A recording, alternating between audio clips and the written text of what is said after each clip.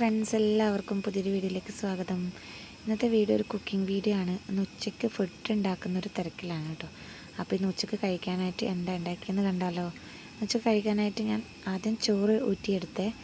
ചോറ് നേരത്തെ കുക്കറിൽ വെച്ചിട്ടുണ്ടായിരുന്നു. ഇപ്പം വിസിലൊക്കെ പോയിട്ടുണ്ട്.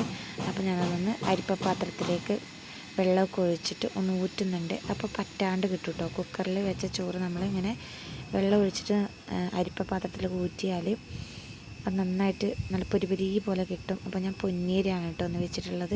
അപ്പോൾ ചോറ് റെഡി ആയിട്ടുണ്ടെങ്കിൽ നമുക്ക് കുറച്ച് ചിക്കൻ വാങ്ങിയിട്ടുണ്ടായിരുന്നു. അപ്പോൾ ചിക്കൻ കറി വെക്കാൻ വേണ്ടിയിട്ടുള്ള തയ്യാറെടുപ്പിലാണ്.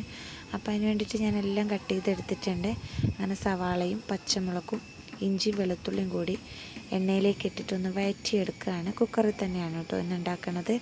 കുക്കറിൽ ഉണ്ടാക്കുന്നതുകൊണ്ട് തന്നെ ബ്രൗൺ കളറായി വരണമെന്നൊന്നുമില്ല, ചെറുതായിട്ടൊന്ന് വാടി വന്നാൽ മതി. അതിലേക്ക് നമ്മൾ കുറച്ച് കറിവേപ്പിലയും കൂടി ഇട്ട് കൊടുക്കുന്നുണ്ട്. എന്നിട്ട് നന്നായിട്ടൊന്ന് വഴറ്റിയെടുക്കുന്നുണ്ട് കേട്ടോ. അതിന് ശേഷം നന്നായിട്ടൊന്ന് വഴറ്റിയെടുക്കുന്നുണ്ട്. അത് കഴിഞ്ഞിട്ട് നമ്മൾ കട്ട് ചെയ്ത തക്കാളിയും കൂടി അതിലേക്ക് ഇട്ട് കൊടുക്കുന്നുണ്ട്.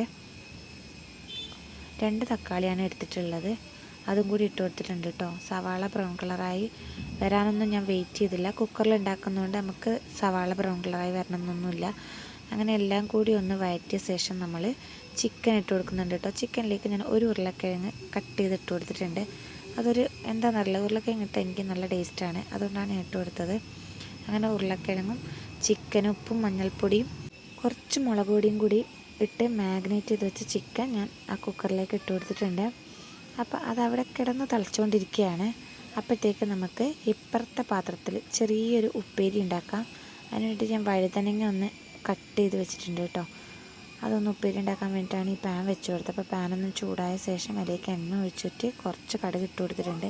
അതൊന്ന് പൊട്ടി വരുമ്പോഴത്തേക്ക് നമ്മൾ ചിക്കനിലേക്ക് കുറച്ചും കൂടി മുളക് പൊടിയൊക്കെ ചേർത്ത് കൊടുക്കുന്നുണ്ട്. കുറച്ച് മുളക് പൊടി, മല്ലിപ്പൊടിയും പിന്നെ കുറച്ച് ചിക്കൻ മസാല ഒക്കെ ചേർത്തിട്ട് നന്നായിട്ടൊന്ന് മിക്സ് ചെയ്തെടുക്കുന്നുണ്ട്.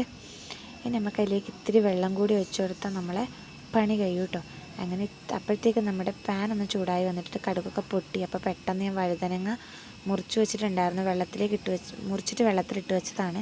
അങ്ങനെ പിഴിഞ്ഞിട്ട് ആ പാനിലിട്ട് കൊടുത്തിട്ടുണ്ട്. പിന്നെ ആവശ്യത്തിന് ഉപ്പും ആവശ്യത്തിന് മഞ്ഞൾപ്പൊടിയും കൂടി ഇട്ടിട്ട് ഒന്ന് അത് വേവാൻ വേണ്ടിയിട്ട് വെക്കുന്നുണ്ട് കേട്ടോ. ഇച്ചിരി വെള്ളം ഒഴിച്ച് കൊടുക്കുന്നുണ്ട്.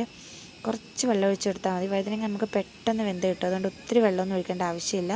പിന്നെ ചിക്കനിലേക്ക് ഞാൻ കുറച്ച് വെള്ളം ഒഴിച്ച് കൊടുത്തിട്ട് കുറച്ച് കുരുമുളക് പൊടിയും കൂടി ഇട്ട് കൊടുത്തിട്ടുണ്ട് കേട്ടോ. പിന്നെ കുറച്ച് നമ്മുടെ മീറ്റ് മസാലയും കൂടി ഇട്ട് കൊടുത്തു. എന്നിട്ട് നമ്മൾ അടച്ച് വെച്ചു കേട്ടോ. ഇനിയിപ്പോൾ 2 വിസിലടിച്ചാൽ നമ്മുടെ ചിക്കൻ കറി റെഡിയാവും.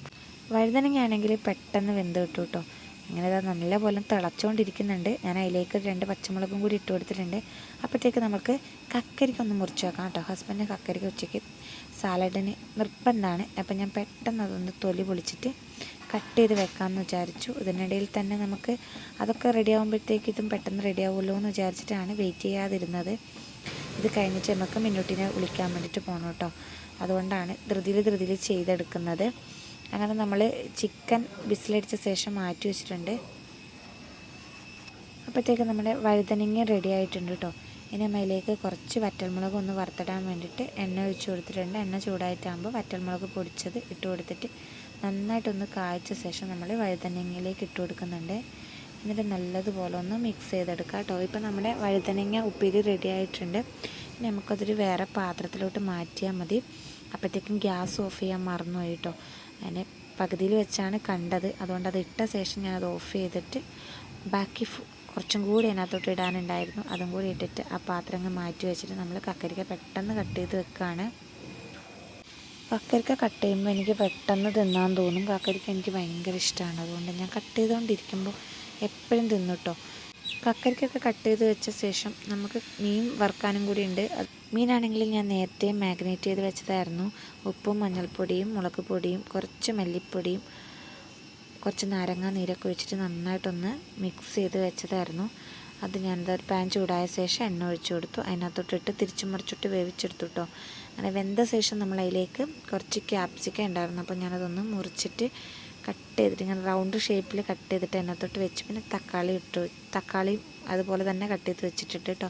എന്നിട്ട് കുറച്ച് നാരങ്ങാനീരും കൂടി എൻ്റെ മുകളിലോട്ട് ഒഴിച്ചു കൊടുക്കുന്നുണ്ട്. തീയാണെങ്കിൽ ഞാനിപ്പോൾ സിമ്പിളാണ് വെച്ചിട്ടുള്ളത്, അപ്പോൾ അതിൽ തന്നെ അത് വെന്ത് കിട്ടും. അങ്ങനെ ഇന്നത്തെ ഉച്ചയൂണൊക്കെ റെഡി ആയിട്ടുണ്ട്. ഇനി എനിക്ക് മിന്നൂട്ടിനെ വിളിക്കാൻ വേണ്ടിയിട്ട് പോകണം. അതുകൊണ്ട് അവിടെയൊക്കെ നല്ലൊന്ന് തുടച്ച് വൃത്തിയാക്കി നമ്മുടെ കിച്ചണൊക്കെ സെറ്റാക്കിയിട്ടോ. അപ്പോഴത്തേക്കും നമ്മുടെ ചിക്കൻ കറി ഒരു വിസിലൊക്കെ പോയിട്ട് അടിപൊളിയായിട്ട് ചിക്കൻ കറിയും റെഡി ആയിട്ടോ. ഞങ്ങൾക്ക് ഇന്നത്തെ ഫുഡ് സൂപ്പറായിരുന്നു. നിങ്ങൾക്ക് എങ്ങനെയുണ്ടെന്ന് കമൻറ്റ് ബോക്സിൽ അറിയിക്കണേ. കാണാൻ വലിയ മൊഞ്ചൊന്നുമില്ല കേട്ടോ, പക്ഷെ കഴിക്കാൻ നല്ല സൂപ്പറായിരുന്നു. ആദ്യമായിട്ട് ആരെങ്കിലും ചാനൽ കാണുന്നവരുണ്ടെങ്കിൽ ഒന്ന് സബ്സ്ക്രൈബ് ചെയ്ത് സപ്പോർട്ട് ചെയ്തേക്കണേ. അതുപോലെ തന്നെ വീഡിയോ ഇഷ്ടപ്പെട്ടാൽ ലൈക്ക് ചെയ്യാനും സബ്സ്ക്രൈബ് ചെയ്യാനും മറക്കരുത്. അപ്പോൾ അടുത്ത വീഡിയോ വീണ്ടും കാണാം. ബൈ.